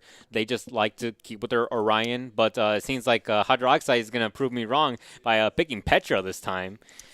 Yeah. Still keeping the orb as usual, but I think we're going to go with Gauntlets, I believe, for Petra. That is what that is. Yeah. Yeah, so I feel like a more one-on-one with each other, get very close and punishable, because the Scythe was not doing anything that last time, but seems like this Rocket Lance is going to be doing everything, already taking the weapon away from him, not being able to get anything so far. Already, this Orion is doing massive damage, already doing a 0 to death. No stopping this guy from taking this victory. Completely shutting him out. That's exactly what you want to see if you are Crossfire. He is just going crazy with this. A spike coming up. God. Oh, almost killed. We're about to get a second 0 to death. Okay. Oh, okay. Well, that's basically it's what not even happened. fair. Oh my God. I don't know what Crossfire's been eating lately because he is high on these proteins and high on these victories. And now Hydroxide with the gauntlets in hand, looking to do a little bit of damage back again as Crossfire. Oh, that was a very good play. Oh Really, my goodness. I felt like he was just going to go down and out, and even if he SDs or dies, at least he was going to take Hydroxide down. That was like a 30-second game. I know, that was like super fast. What? Wait, what just happened? I don't know. A lot. I could have. What can you do in 30 seconds? You can make a bowl of cereal. Probably. If you go a little bit fast, you know. I mean, I've made bowls of cereal in 30 seconds before. Yeah, I made bowls of cereals in 20 seconds and felt like Orion was definitely making several bowls of cereals from that This play. guy's like one-upping me. 20 seconds for a bowl of cereal. Yeah. You know, I speed run it. All right, whatever. It's a good speed run. But it feels like Crossfire is also trying to speed run this game as well because we're already entering game 3. Crossfire doing really good so far. Keeping the spear. At this point, I feel like just the Rocket Lance is all you need. Yeah, I think like the greatest thing about Orion is that you have access to both the spear and the rocket lance, so it's almost as if you have the same weapon but twice. Yeah, you have the same weapon, just one's just a little bit stronger, just a little bit. Yeah, Hydroxide getting the gauntlets, and right now Crossfire has no weapons at this point, just staying on the ledge right now. Okay, but getting the weapon now, yeah, Rocket Lance, you know, try and shoot action. Oh, the blast up, trying to deny any space from Hydroxide here. Yeah, Weapon nothing. toss almost gets him too. Yeah, nothing going on so far. Hydroxide still keeping the gauntlets, but very nice sweep coming from Crossfire, already taking him out. Crossfire is looking really good right now. Even with the spear, he can still do some stuff with it. But this Rocket Lance, this Rocket Lance does a lot of damage. And so is that going to be still staying alive? Almost taking him out, but right now, Hydroxide just can't get this kill right now. Oh my goodness. goodness, and both are playing on the knife's edge here. Crossfire about a hit or 3. Being eliminated. Yeah, Hydroxide really needs to do something really quick because if he doesn't take the stock right now, then he's going to be in a 3 stock to 1 stock deficit. Yeah, and it looks like it might just happen here. Oh, on the edge. that was No. a good play. Oh my god. Holding the charge at the bottom while he descends down and just still taking him out top. Hydroxide gaining the first stock, but he is down 2 stocks. It is looking very rough for him. He needs to do some very good plays or else Crossfire is just going to take this with a clean 3-0. Yeah, great denial. Oh, is he going all in? Oh my god, Wait. he did go all in. Oh my goodness. Just right at the end there. Hydroxide almost had a chance to stay in that game. Unfortunately, that is a 3-0, a complete shutout. That was insane from Crossfire. He's a legend for a reason. Yeah. Yeah, Crossfire doing really good, especially with the last stock as he realized that the opponent was on the pressure side. And so he just immediately decided, all right, I'm just going to take you all the way to the blast zone. I don't care if I'm going to die as long as you die. Yeah. And I think that's in great part to the hashtag Crossfire crew. Spam that on all their socials. Love to see that from Crossfire today. A Yeah. great effort from Hydroxide, but unfortunately just unable to kind of get any momentum going. And I think that was kind of the downfall almost of Hydroxide. So Yeah, very unfortunate from Hydroxide. But they still did really good for like what they tried to accomplish. Because yeah, for sure. their orb play was still doing very good. I think it was just a matter of that Crossfire just did so much pressure to Hydroxide that they Yeah. couldn't set up really anything. Like the gauntlets did pretty good, but yeah, it was just very too late for what Hydroxide could really do. But yeah, great. That right there was the play. Yeah, Like that. for sure. That was so good from Crossfire. It was really But nice. And I think Crossfire had really good weapon juggling throughout the entire series. I don't know if you noticed that, but it seemed that like every time that there was a weapon ready to be dropped, he was juggling weapons, tossing them up in the air, throwing them at Hydroxide. But at the end of the day, Hydroxide just couldn't pick up any weapons. And I think that was maybe the most important part of the entire match was that Hydroxide was not able to gain any momentum due to that. Always comes down from that weapon play, huh? Always. Always comes down. No matter what we talk about, it always just goes into the, yeah, but how do the weapons work? Exactly. And you know what? I think that's the greatest thing about Brawlhalla is that the weapons are so important. Yeah. Like, it would kind of be useless if they weren't, useful. That's true. Yeah, then we just have a regular fighting game. Yeah, we'd just be having, like, a knockout game like Flash Mothers or something like that. I don't know. Yeah, Yeah. for sure. Definitely not talking about something else. But, yeah, moving on to our next set is going to be the one and only, We got the tried and Agni true Bird. legend. Agni and Bird, love Yeah. to see it. Yeah, definitely love to see these two players. Yeah, Bird. I don't know what to talk about him, but I can talk a little bit more about Bird. Bird has been doing very good when it comes to his usage of multiple characters, is what I've known. He's not a one main player. True. He loves his assortment of characters. He loves to express himself in various ways, and I think that's the thing that I always love the most when it comes to his plays. Yeah, I think that a large factor in that is just because he's so cute. And I think that when you're cute, you get to main a bunch of different people, and you're not stuck in one lane. You get to have like multiple facades, you get to act like, anything you want to be. You can either be a little bit cheeky, a little bit snarky, just anything really. Those were two synonyms, though. Like, you just kind of described the same thing over and over again. Love to see it. Anyway, Bird. Yeah, Agni, also doing very good. He's also a very good player here. I think he's also a diamond rank as well. So Yeah. we're having two great players coming up because one thing that is always very dependent on whether or not these players, go have a slaughterhouse or just keep it a simple game 5 fashion. It's just a matter of if they're going to want to pressure their opponents. Yeah, Like, and Bird is one of the best people to do that. I feel like he does that pretty consistently throughout all of his matches. He's very good at like gaining space and controlling it and playing around it. So I think that's the biggest highlight for today and today's match against Agni. And by no means is Agni like bad or anything either. Like Agni is also an incredible player, able to also do the same things that Bird does. So I think this would be a pretty even matchup. I honestly don't have a prediction. I really honestly couldn't tell you who I think was going to win today. And I'm just ready to get into it. I'm very excited. Yeah, I'm very excited to see it. I think what always Bird has on his side is that he's mental state, Even if he's down, he's never out because like he knows what what he needs to do in order to like change up his game, what he needs to do to make sure that he can like secure a win, and that's very important in a type of fighting game like this. It's just all about like what you want to think on the time of the fly. Like, are you going to change up what you're going to do, or are you just going to keep on going in? And like some players still haven't been able to accomplish that. Like, I've also been in that situation where just like you think you can do it, but not really. It's just a lot to handle when it comes to this type of game. Yeah, and I think that's that commissioner mindset. You know what I mean? I think that's like the most. That's pretty cool. You know what I mean? Like, you get to come in here and not only are you wave like your authority around. The yeah, not only are commissioner you of like the Georgia basically the Esports League. president, but then you're the president that gets to fight your other students. Like, Yeah, it's like pretty sick. it's a ton of fun. You get to be that sensei where, you're really good, but these other players can be better. You just got to teach them a thing or two before they Exactly. can get to that level. Exactly, and that's again commissioner mindset. So I mean, what are your thoughts? What are your thoughts on Agni? I've already given mine. What are your thoughts on Agni? My thoughts on Agni, yeah, it's very dependent because the character, I think, is gonna matter a lot, especially considering that Bird's gonna be changing his character all the time. He doesn't stick to one; he sticks to multiple. Mostly the Lance, I believe. I feel like he's an Orion player. Yeah, he dabbles a little bit on Orion, but like I've seen him use a lot of spear characters over the time. But I think what Agni is going to be trying to do is I think he's going to be going for the pressure. I don't think he's going to go orbs. I don't think orbs are going to be I don't think orbs are going to be Agni's favor for this kind of matchup. If he does go for it, then he has to play a really good orb player. My memory is kind of wavering. I feel like Agni does play orb characters though. Yeah, but it might be different when it comes to Bird because Bird, like I said, he's a jack of all trades. You never know what to expect with him. You think you got him down with one character, guess what? He already has 5 other pockets in the back. Yeah. It's gonna be very dependent on what kind of characters these two players go play. Not so much of the stages. I think the stages are gonna be pretty fine for these two.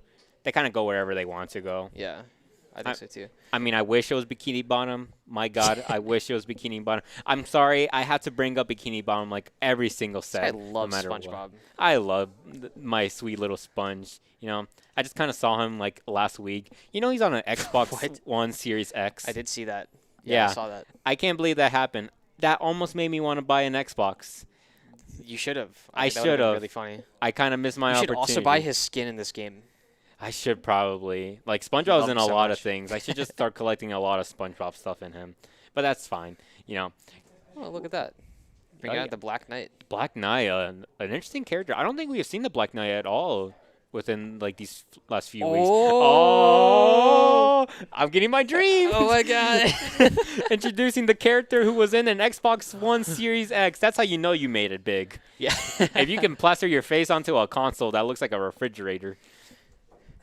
Oh man. Ah, so This is gonna be beautiful. a Look, great one. I look, hope they- look at him. yeah. He's gorgeous. Is he ready? Do you think he's ready? I think he might be a little bit ready.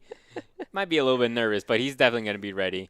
Yeah, very excited for how Agni's going to be playing with the SpongeBob. Because gauntlets are, like I said, gauntlets are very important for this kind of matchup because Bird is going to be using mostly spears, and as you can see, he's already going to be using one of the weapons right there. Both spear and sword, I believe. No, that's not sword. I think that is spear and rocket lance. Rocket Lance as It well. is, the icon is a little small. I'm not gonna. Yeah, not gonna tried blame tried that and one. true classic, but that's how we go with these classic games. Already starting it up. Bob Esponja himself trying to get him with the spatula, keeping it simple, keeping it brief, but keeping it always clean with him. Yeah, as you can see here, a little bit of damage traded out. Agni getting the first hit onto Bird. Yeah, Agni always immediately trying to finish the stocks up very quickly. Like one hit right here, and that would have immediately taken Bird out. But Bird is very well capable of making sure he can get back on stage while also dealing damage along the way. But Agni still keeping this pressure up. Yeah, great movement from both players. Able to trade some damage as Agni gets Ooh. the first blood. Very nice move from Agni. Holding onto the weapon, yeah, throwing it, and then immediately getting the gauntlets, the karate, if you will. But yeah, Agni is doing really good right now. Already immediately trying to kill him. Like I said, all these players are always trying to find a way to kill their other opponent at 0. That's what I always love about these players, man. I They think are that is ruthless. the point of the game, actually.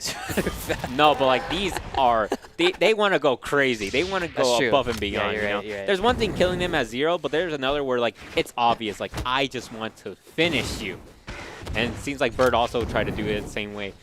Getting the rocket lance right now, you know, both these players keeping the weapons. Oh, okay, Agni was about to get that hit, but not yet at this moment.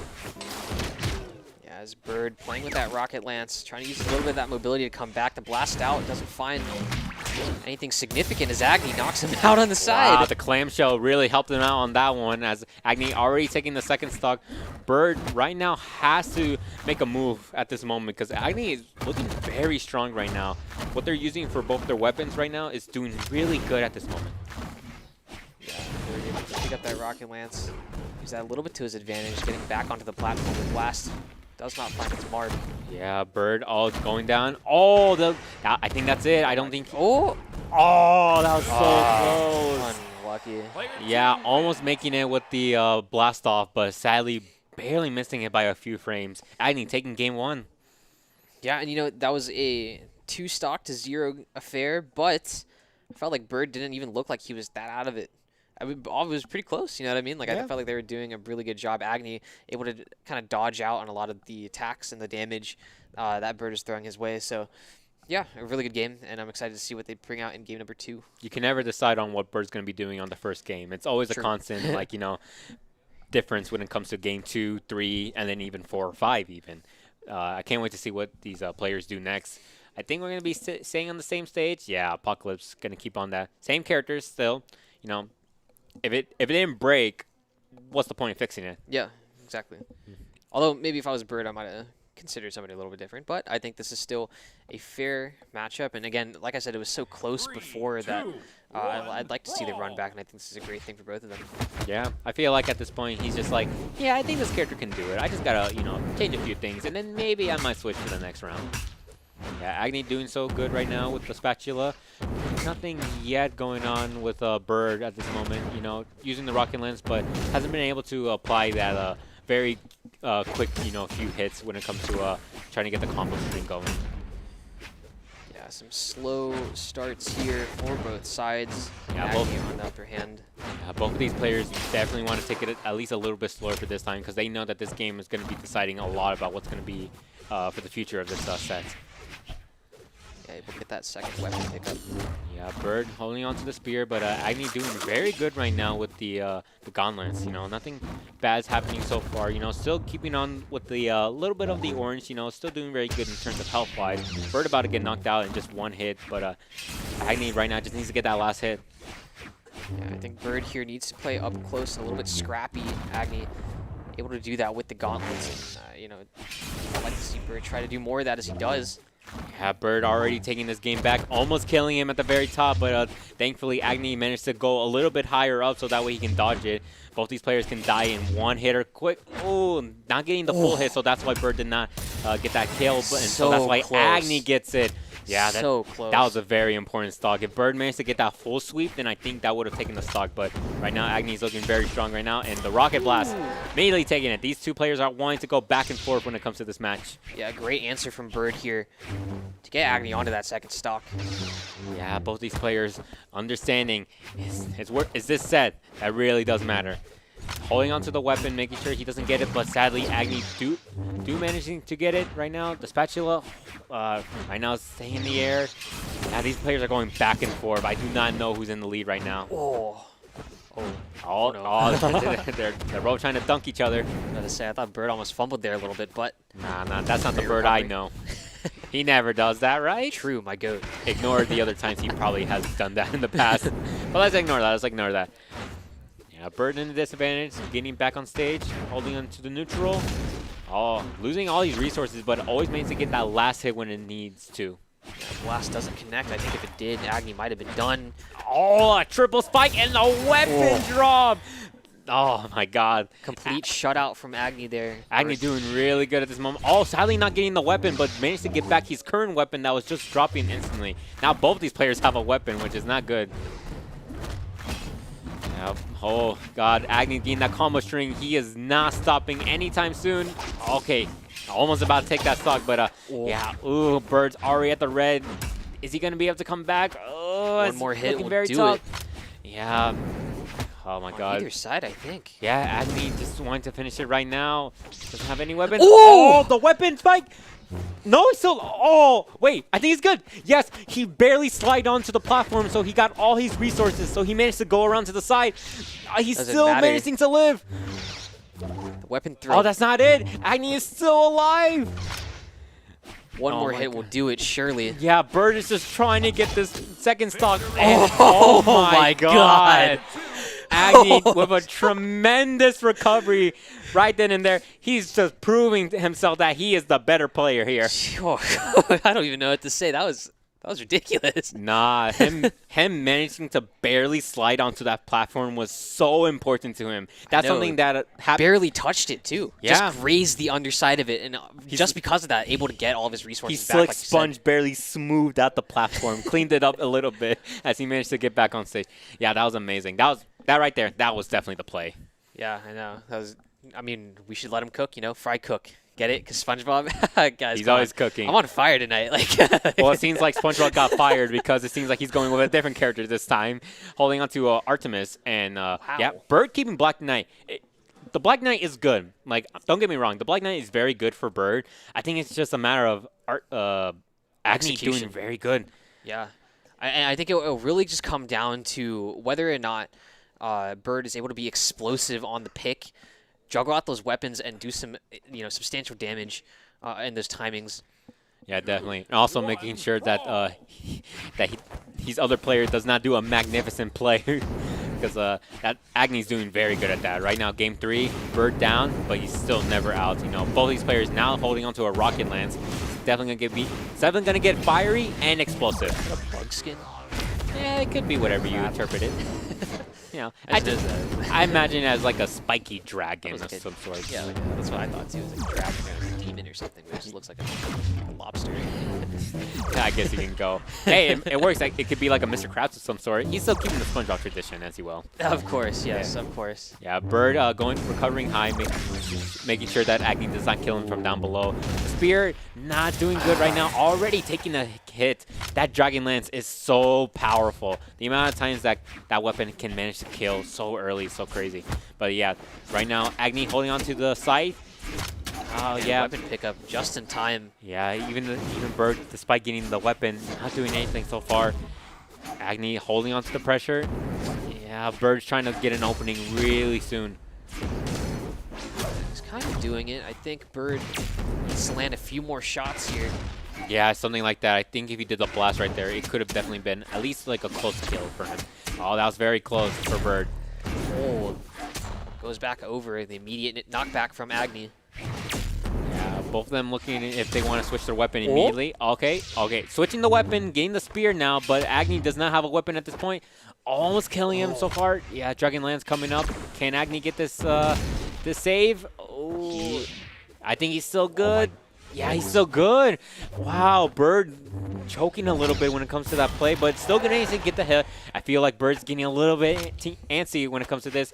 I feel like he's now realizing where he's at, but he can definitely still do this. He can still pull this off. Yeah, just needs to do a little bit more damage here. Get back on even footing with Agni. Back against the wall. What will he pull out? Yeah, Bird's doing really good right now, holding on to the pressure, keeping him off stage. But Bird right now, he's at the top, losing all his resources, but immediately getting out back.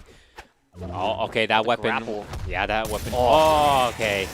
All right. Is this going to be a 3-0, or is Bird going to take a game and continue on? Let's just see here. Yeah, right Picks now. up the weapon. Agni holding on to the scythe. Everything's going good so far. Bird barely missing that sweep with the lance, but right now, very at the top. Oh, I'm surprised Bird did not try to hit him at the very top, but I feel like at this point he's trying to read him a little bit. Spear in hand has to make these attacks count. Oh my god, that was very close. Dodging in here, barely missing. Oh, almost killing at the top yet again. Dragon Lance coming on Agni. I think that's a kill. Oh no, barely not. Still living at the top. Has to go for this weapon, surely.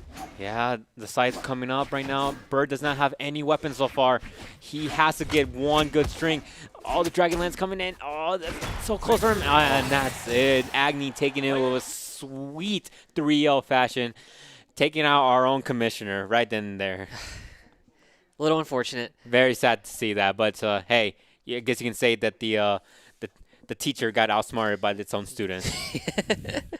Yeah, I guess you could say that a little bit, but it was a great game nonetheless. Bird put up a hell of a fight against Agni. Yeah, it was very incredible to see what Agni was able to do, especially for a lot of the very good plays. Always managed to get a combo into immediately a kill factor. That right there is what I felt like Bird tried to do and Agni managed to also do, because like almost like missing the stage to get the recovery, but Agni was able to do that by himself. So like I guess you can say that there's a little bit of things that Agni learned from a good old Bird. Yeah, and I think the greatest difference in this matchup was Agni's movement. I think that was the biggest highlight for the match. He definitely used it well. I mean, obviously we saw like a few clutch plays that he's pulled off just by having better movement. And unfortunately, I think Bird was unable to take it today, but I think he can come back from it. Yeah, he can always come back. He's always going to come back. Yeah. We're going to see him every single week, every single day.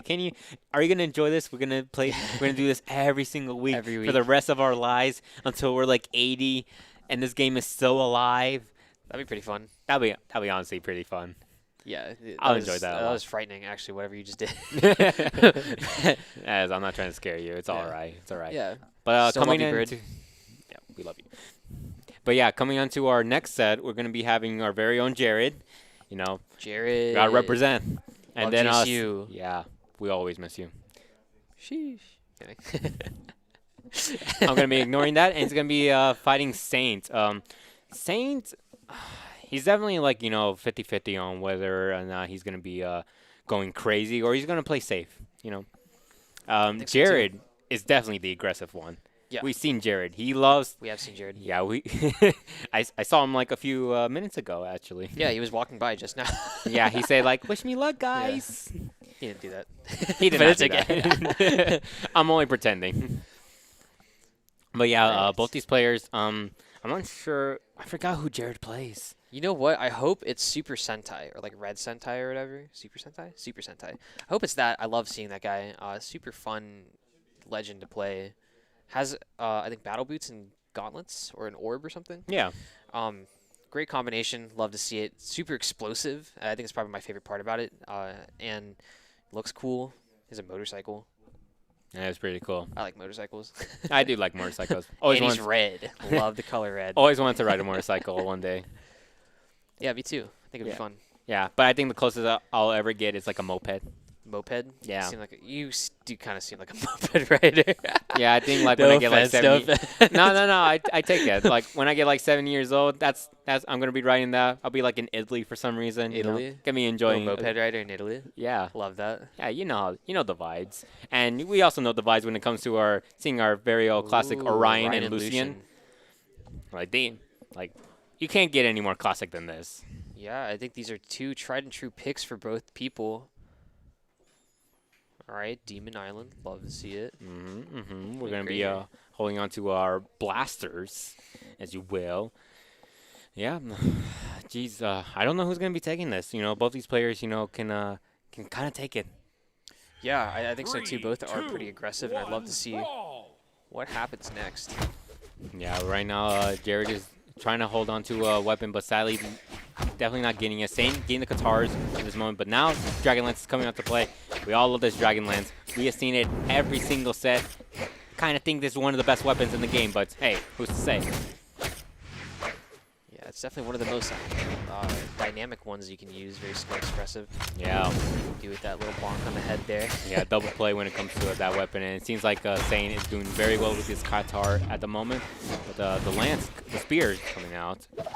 Yeah, holding on to it at the moment, recovering very swiftly.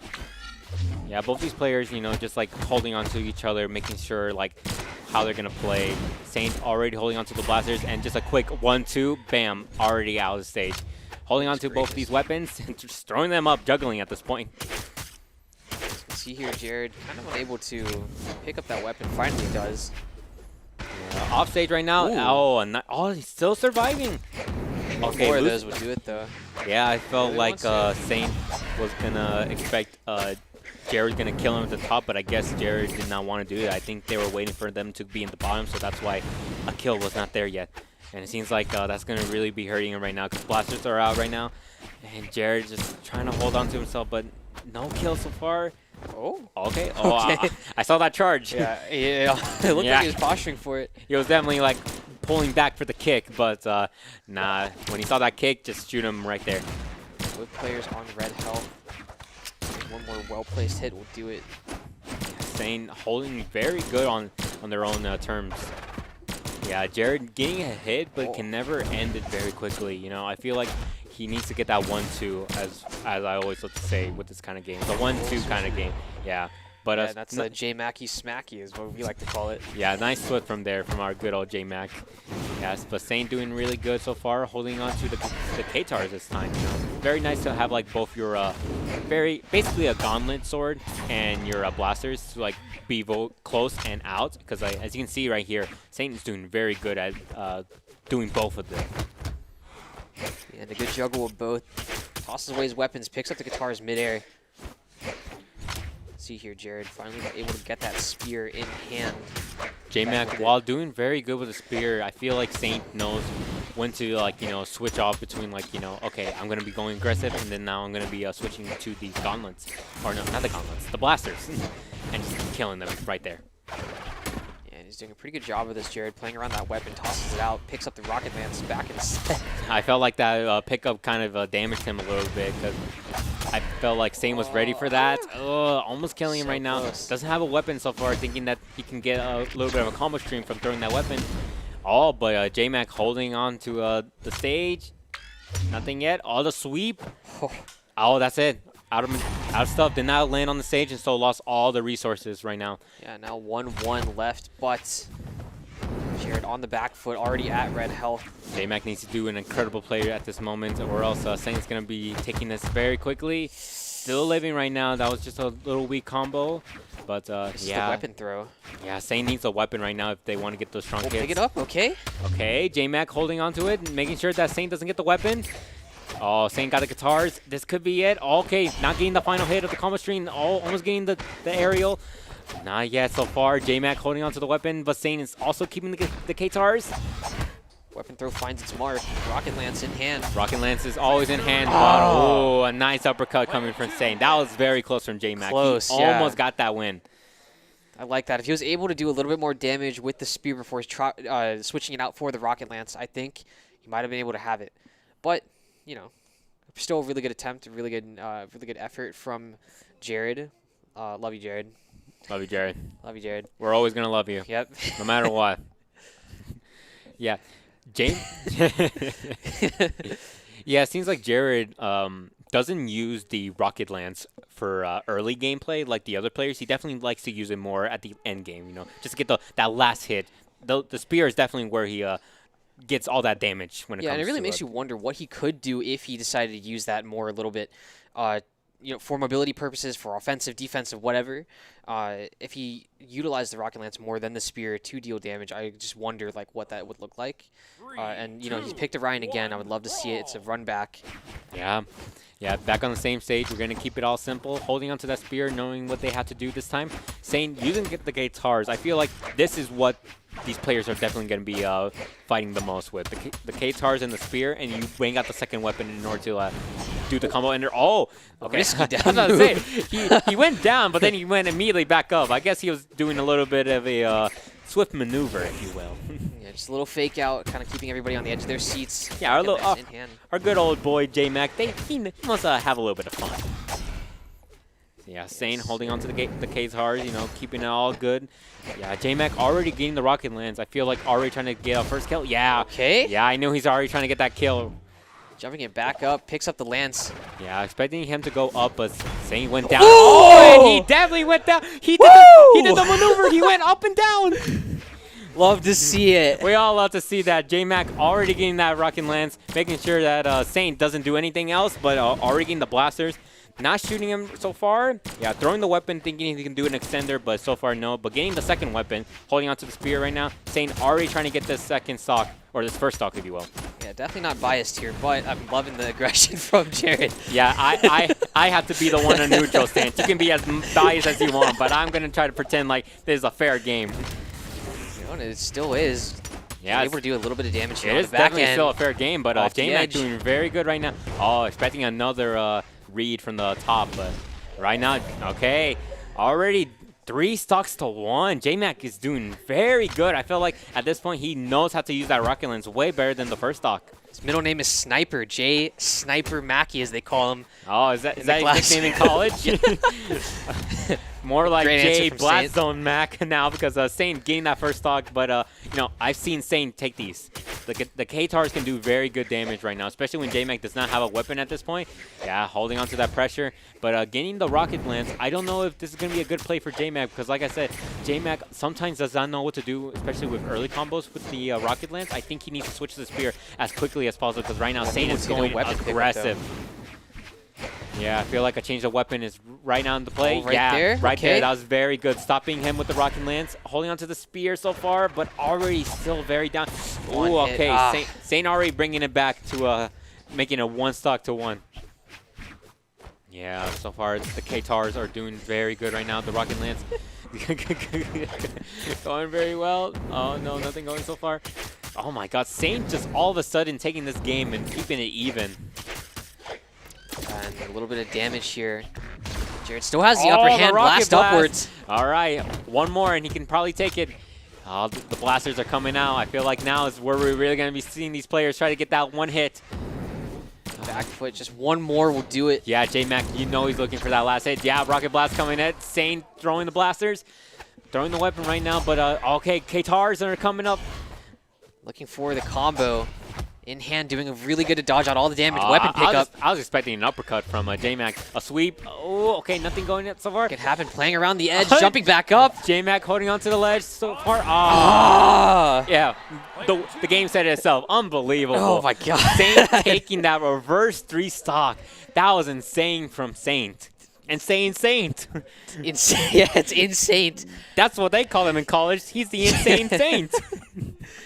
Yeah, Jared doing a really good job there. Unfortunately, got reverse swept, but Hey, had him on the back foot a little bit. I like that. I like that aggression. I liked how he juggled the weapons. If he was able to do a little bit more damage on a second stock, I think that would be the game changer here. I think we would be looking at a J-Mackey victory. Yeah, I felt like Saint just had all this momentum coming into that. Once he took that first stock, he just did not stop the entire time. And even if he, like, got a little bit of damage, that was not stopping it at all. Going back to the same characters, we're going to keep it simple. Love to see it. I mean, it was so close before. Why even bother? You know what I mean? Yeah, we are going to be changing the stage, though, having more of a rectangle kind of platform. I feel like, I guess J-Mac wants to have a little bit better with the platforms, I guess. But yeah, J-Mac That's the doing the loop-de-loops. Yeah, early damage out, forcing him off the edge. Yeah, oh my God, that might, okay, I was about to say that might have been it. Oh, that could have been it. Oh my God, both of these players are just trying to kill each other. I mean, Playing extremely dangerously off here. yeah, Saint getting the combo strings as usual. Okay, I Oh. felt like he was trying to read him going to the left, but instead he went to the right. Okay, that could have been barely a missing nice these two. down air from Saint, but sadly not taking it. J-Mac grabbing onto the spears, but Saint already holding on. Oh, nice strike coming in. Oh, Yeah, the weapon throw secures just a it. nice weapon throw. That was very good from Saint. Getting the blasters now. J-Mac getting the weapon. Rocket lance. Oh, okay, that could be close. Yeah, oh, that very close from J-Mac. Oh yeah, Saint knows that he's trying to get that kill, so he's keeping on the platform, making sure he can at least, do a little bit of pressure while at the same time not being predictable. Ooh, good sweep motion out here. J-Mac doing very good right now, trying to make sure he doesn't get as much damage. I feel like if he can get the stock right now, he is still in a good lead when it comes to at least trying to hold on to this neutral. Yeah, one more heavy will do it. Saint's on red HP. Yeah, oh, very close. Oh, yeah, lost all his resources. Okay. He got a little bit scared, I felt like J-Mac was trying to at least put the pressure on, and I guess Saint fell for the trick because just lost all the resources before he can recover. Right now, J-Mac holding on to that spear, but sadly Saint already got his K-Tars. Here we go. Here we go. J-Mac has to play A little bit more conservative here, dish a little bit more damage, use Yeah. that range advantage. Understanding that this stock is what matters, especially if he wants to come back from this. Yeah, Good dodge. J-Mac doing a very nice dodge. Doing Doing a nice lot of these sweep. down attacks. Oh, Not sure if okay, yeah, that's the move. still barely alive. Sadly losing the weapon. Okay, Oh, picks managing it up to here. dodge him, but getting the weapon again. Spear back at it. Same, not doing. Oh, okay. Good recovery. Yeah, I felt like Sane was trying to do a Okay. quick 1-2, but no, J-Mac is holding on to that pressure right now. Nice sweep.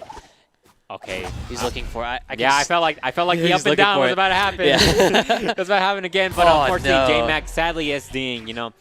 Hey, what comes around when it comes to SDs in this game. Yeah, J-Mac already losing his second stock, but like, you know, felt like one nice power thrust will keep J-Mac into this game. Yeah, and you would love to see J-Mac just thrust over here. Don't say that. Oh, yeah, I mean, you need that. Like, that's what I'm talking about. Yeah, you just need to yeah. thrust forward. Yeah, I just didn't like the way that you said it, that's all. Being persecuted over here. Yeah, a little bit. Saints holding onto the blasters, making sure just applying that quick chip damage. J-Mac needs to take the stock very badly. Okay, almost getting it right there. Okay, you can see it. He's One trying heavy. to get it. Just one heavy. One heavy. Oh, so Surely. close. He is always so close with these stocks, but he can never get it. Oh, God, Saint getting that chip damage. Okay.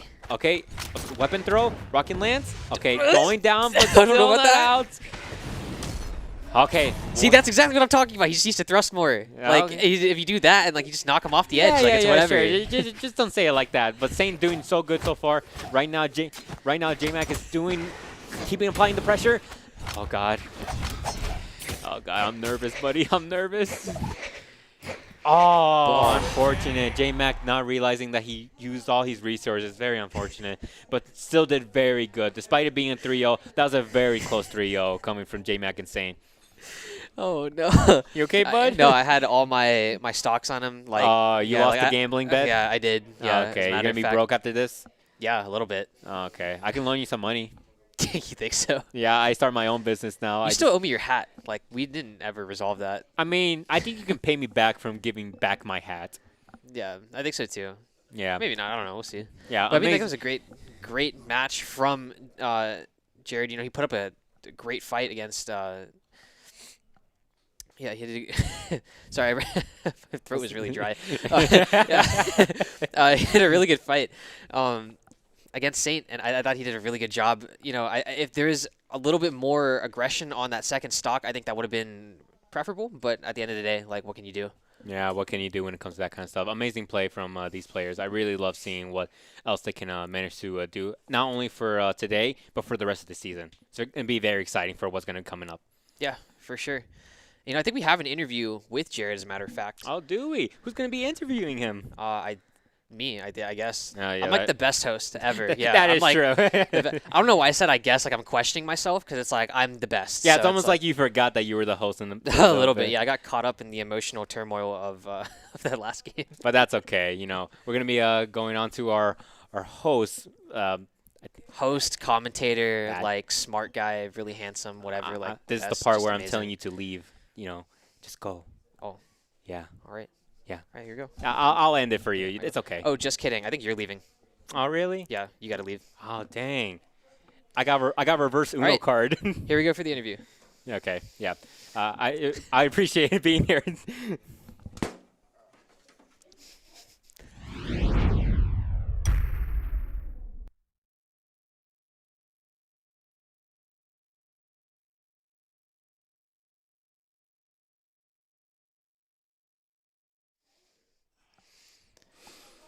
Welcome back. What's up, guys? How you doing, man? you have a good game.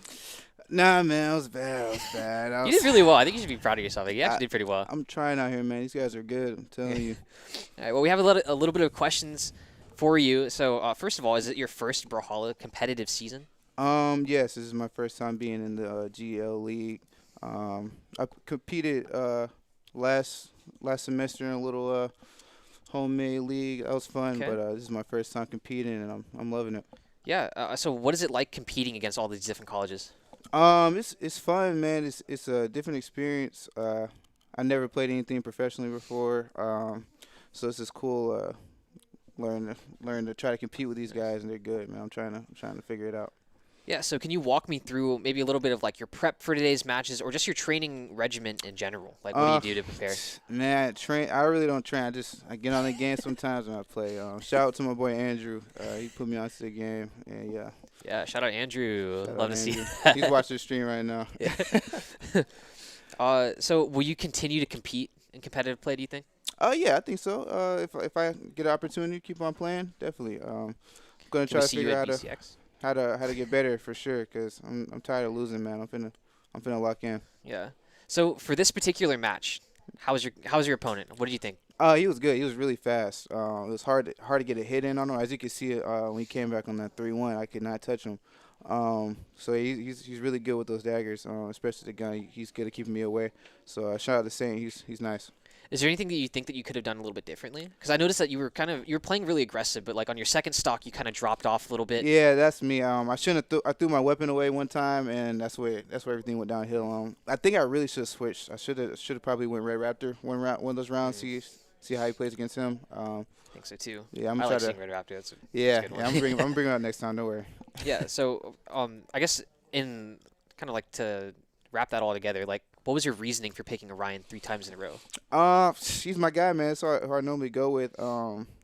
Thing is, I like to switch around a lot, so I try to play it safe. That's my mistake. I'm more so an aggressive player, so I should have went, try to spice things up.